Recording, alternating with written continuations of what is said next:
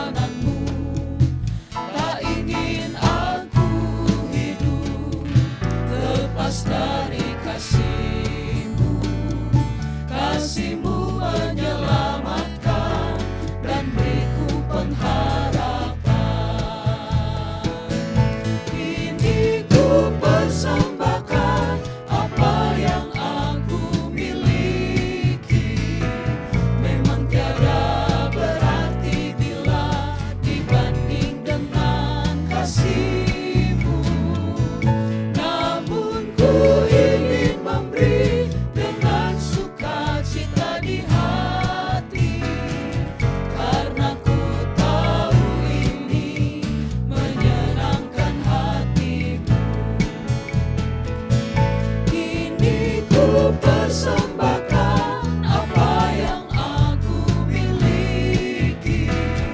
Memang tiada berarti bila dibanding dengan kasih-Mu. Namun ku ingin memberi dengan sukacita di hati, karena ku tahu ini menyenangkan hati-Mu.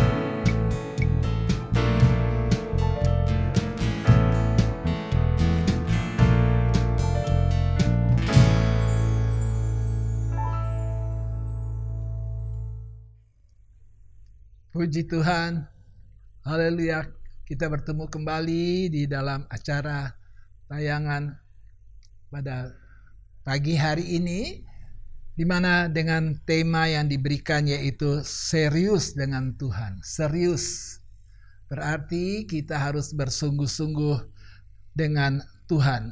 Saya ambil sebuah ayat dalam 1 Tesalonika pasal yang keempat ayat yang pertama. Akhirnya saudara-saudara, kami minta dan nasihatkan kamu dalam Tuhan Yesus. Kamu telah mendengar dari kami bagaimana kamu harus hidup supaya berkenan kepada Allah. Hal itu memang telah kamu turuti, tetapi baiklah kamu melakukannya lebih bersungguh-sungguh lagi. Jadi inilah nasihat daripada Rasul Paulus yang mengerti bahwa sidang di Tesalonika sudah belajar untuk berkenan kepada Tuhan, tetapi kemudian dia katakan supaya mereka lakukan itu dengan lebih sungguh-sungguh. Dengan kata lain bahwa bisa saja mereka lakukan, tapi kemudian tidak dalam keadaan yang serius atau sungguh-sungguh. Nah, kalau kita mengerti bahwa di dalam kehidupan kita sebagai orang yang beriman kepada Tuhan, maka di dalam Mazmur 103 ayat 13 sampai 14, di sana dikatakan bahwa Allah sayang kepada anak-anaknya. Sayang berarti dia sangat memperhatikan anak-anaknya. Dalam Maliaki pasal 3 ayat 17, bangsa Israel disebut sebagai kesayangan Tuhan. Jadi kita melihat bagaimana Allah mengasihi umatnya, anak-anaknya. Dan Yesaya pasal 49 ayat yang ke-15 katakan, kasih Allah begitu besar sehingga dikatakan seorang ibu bisa melupakan anaknya. Tetapi Allah tidak akan melupakan karena dia sayang kepada umatnya. Jadi kita bersyukur dan berterima kasih mempunyai Allah yang sangat menyayangi kita. Dan karena kita melihat bahwa dialah Allah yang sangat mengasihi kita, sehingga dalam Roma pasal yang ke-8 ayat yang ke-32, di sana dia berkata dalam Roma pasal yang ke-8 ayat yang ke-32, dikatakan begini. Roma 8 ayat yang ke-32, ia yang tidak menyayangkan anaknya sendiri, tetapi yang menyerahkannya bagi kita semua, bagaimana mungkin ia tidak mengaruniakan segala sesuatu kepada kita bersama-sama dengan dia. Nah, kata di mana dikatakan bahwa ia yang tidak menyayangkan anaknya sendiri. Pengertiannya mungkin kita akan berpikir kok Allah tidak menyayangi anaknya.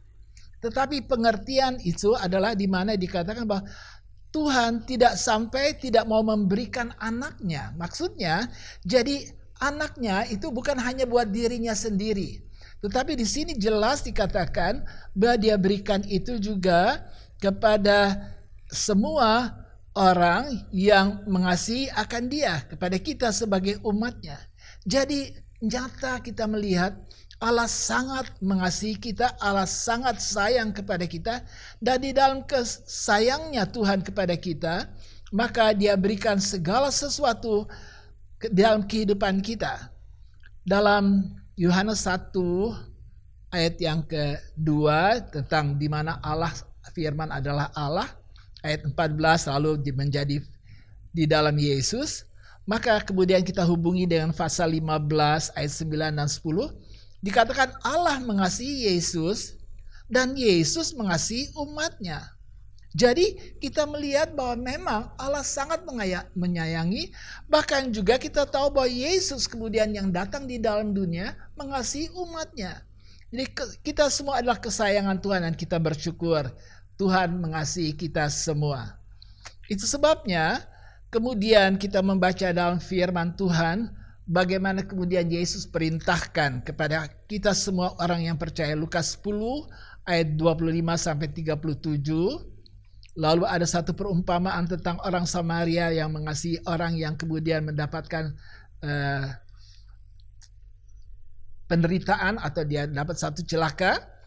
Dikatakan dalam Matius 22 ayat 36 ayat 7. Perintah Yesus di sana bahwa biarlah kita juga mengasihi Tuhan dengan segenap hati, jiwa, dan sebagainya dan seterusnya. Kalau kita baca dengan perkataan lain bahwa mengasihi Yesus, Yesus ingin kita mengasihi Dia dengan seluruh keberadaan kita.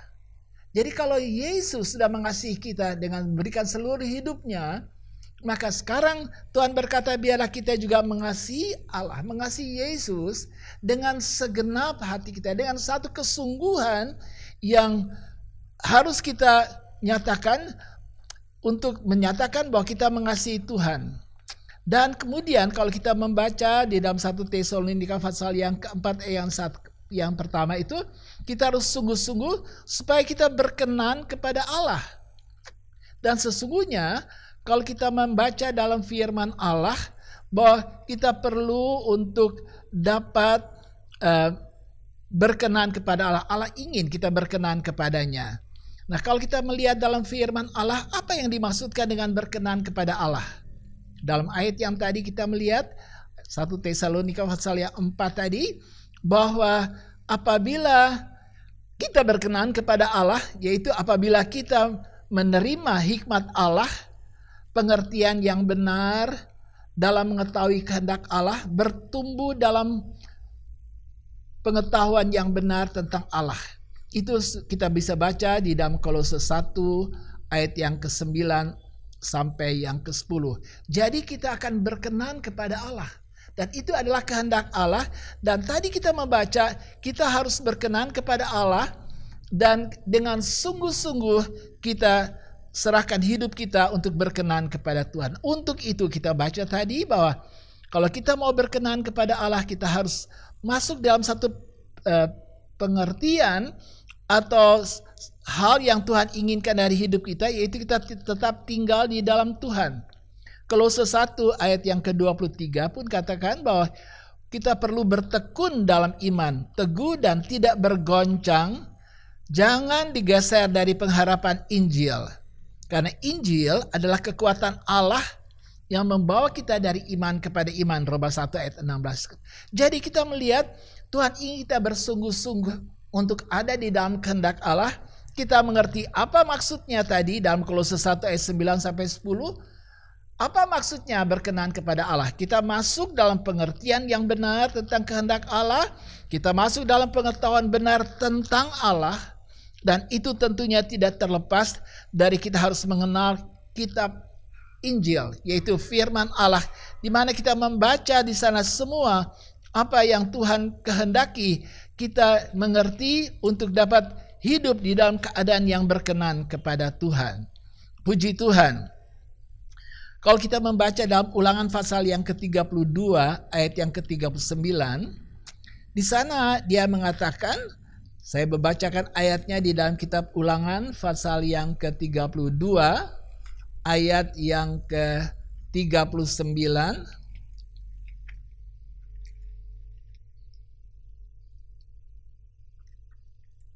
Lihatlah sekarang bahwa akulah Dia. Tidak ada Allah kecuali aku. Allah yang mematikan dan yang menghidupkan. Aku telah meremukkan, tetapi akulah yang menyembuhkan. Dan seorang pun tidak ada yang dapat melepas dari tanganku. Kita membaca di sini bahwa dinyatakan di dalam ayat ini bahwa Allah adalah Allah yang berdaulat atas seluruh kehidupan manusia. Dialah Allah satu-satunya dan tidak ada Allah yang lain.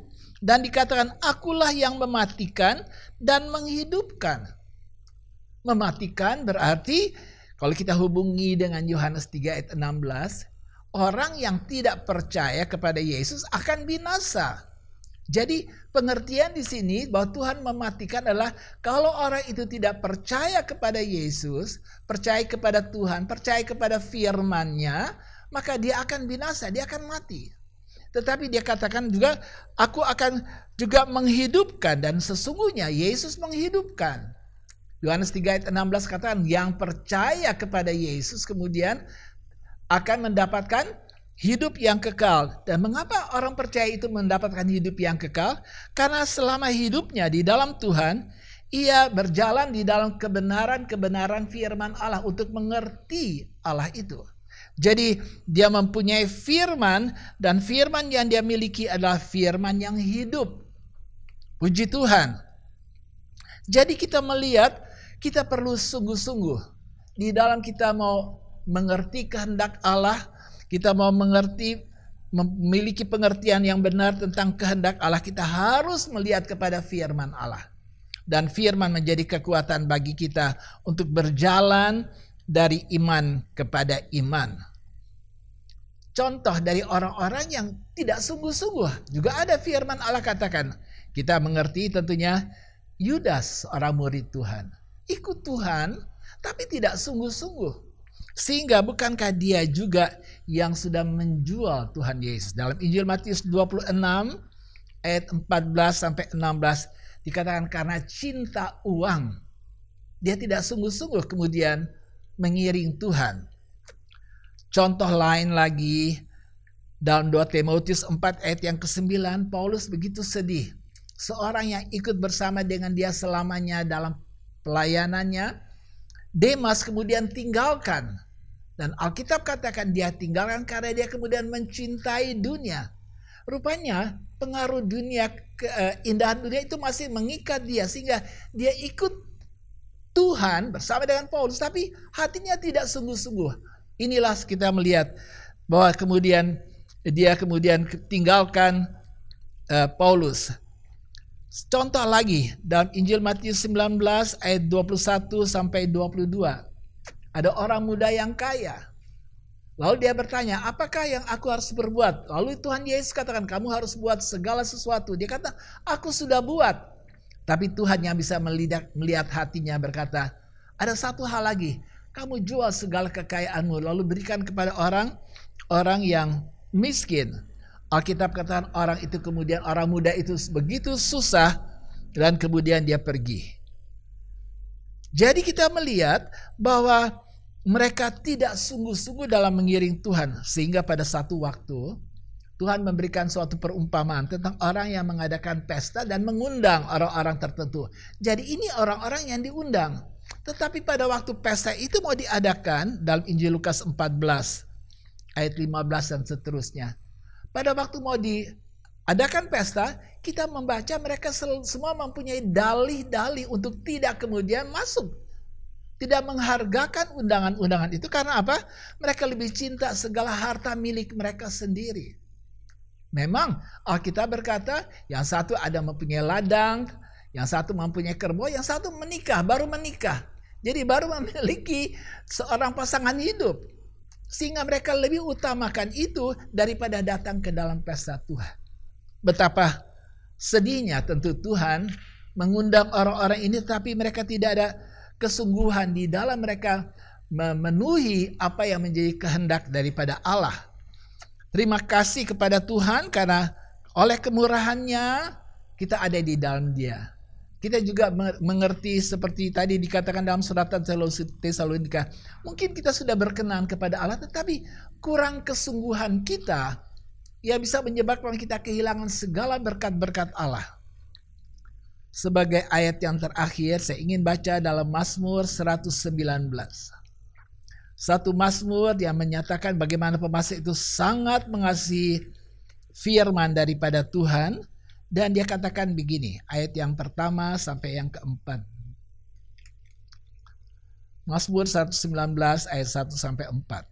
Berbahagialah orang-orang yang hidupnya tidak bercela yang hidup menurut Taurat Tuhan. Berbahagialah orang-orang yang memegang peringatan-peringatannya, yang mencari Dia dengan segenap hati, jadi dengan hati yang sungguh, yang juga tidak melakukan kejahatan, tetapi yang hidup menurut jalan-jalan yang ditujukannya. Engkau sendiri telah menyampaikan titah-titahmu supaya dipegang dengan sungguh-sungguh. Puji Tuhan. Jadi kesimpulan daripada firman Allah ini, kita sekarang ada di dalam Tuhan, anugerah Tuhan sudah kita terima, dan kita juga boleh berjalan di dalam jalan Tuhan. Hidup kita juga mulai berjalan di dalam perkenanan Tuhan setiap saat. Tetapi barangkali masih kurang, sehingga kita dikatakan supaya kita lebih bersungguh-sungguh di dalam kita mengikut Tuhan, berjalan bersama dengan Tuhan, yaitu dengan jalan kita menjalani firman-Nya. Dia akan membawa kita lebih mengerti tentang Tuhan, sehingga membuat kita lebih teguh, lebih kuat. Tadi kita membaca di dalam iman kita kepada Tuhan. Kiranya kita dijauhkan daripada harusnya kita mendapatkan akibat kita berjalan dalam Tuhan, di dalam kebenaran firman Allah, hidup yang kekal, tetapi akhirnya kita tidak sampai kepada hal itu karena kita tidak sungguh-sungguh, bahkan kemudian kita sebentar tidak akan menerima apa yang menjadi janji Tuhan. Sehingga firman Allah katakan, orang yang tidak percaya kepada Tuhan karena tidak berjalan di dalam firman Allah lagi, dia akan binasa. Kiranya Tuhan memberkati kita semua. Haleluya. Mari kita berdoa. Allah Bapa kami yang ada di dalam sorga, saat ini kami datang kepadamu. Engkau mengerti hati kami. Engkau mengerti sampai kedalaman hati kami. Terima kasih Engkau ingatkan kami melalui firman-Mu. Terima kasih Tuhan, Engkau sudah tolong kami untuk berjalan di dalam kehendak-Mu, berkenan kepadamu. Tetapi mungkin Tuhan, kami belum dengan segenap hati, dengan sungguh-sungguh, dengan sepenuhnya kami Tuhan Yesus berjalan dalam perkenanan Tuhan. Tuhan tolong kami. Dan kami tahu untuk itu kami perlu firman-Mu. Untuk kami berjalan berkenan kepada Tuhan, kami memerlukan masuk di dalam kebenaran firman-Mu yang sungguh. Supaya kami mempunyai Tuhan pengenalan akan Tuhan yang sungguh. Yang menyebabkan kami tidak akan Tuhan kemudian tidak menghiraukan apa yang Engkau kehendaki dari hidup kami. Tapi kami mau berjalan sungguh-sungguh. Kami mau lebih dekat kepadamu. Kami lebih kuat di dalam Engkau. Kami tidak mau digoyahkan sama sekali. Tuhan tolonglah kami. Bekerjalah selanjutnya di dalam hidup kami Tuhan. Karena benar firman-Mu katakan bahwa kami disebutkan orang-orang yang berbahagia kalau kami ada di dalam kebenaran Tuhan. Kami mencari Engkau dengan segenap hati dan kesungguhan hati kami. Kami percaya Tuhan, kami akan menerima berkat Tuhan baik dalam hidup kami saat ini Tuhan, di atas muka bumi ini, sampai sebentar kepada hidup yang kekal. Segala puji hormat kami berikan kepada Tuhan saja. Di dalam nama Tuhan Yesus Kristus semua kita berkata, amin.